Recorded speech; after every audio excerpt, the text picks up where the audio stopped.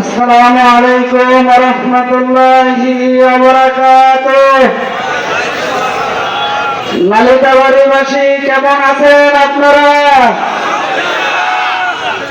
বাংলাদেশ জামায়াত ইসলামী নালিতাবাড়ি পৌরসভার উপজেলার আজকের এই পথসভায় উপস্থিত সম্মানিত নেতৃবৃন্দ, উপস্থিত সম্মানিত নালিতাবাড়িবাসী,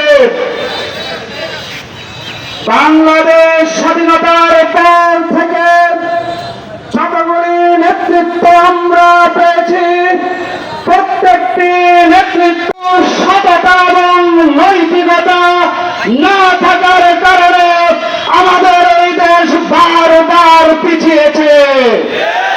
তাই আমরা ঘোষণা দিয়েছি, আমরা বৈষম্যহীন নকলা নালিতাবাড়ি উপহার দেব।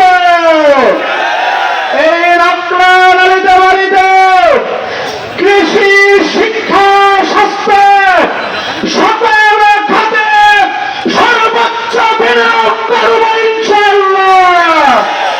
তার পাশাপাশি ধর্ম বর্ণ নির্বিশেষে আমরা সকলেই বাংলাদেশি পরিচয় এখানে থাকব।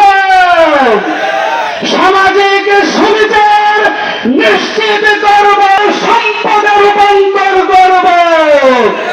আমাদের বীজ প্রয়োজন আছে কি আপনাদের? দ্বিতীয় বুগাই বীজের প্রয়োজন আছে।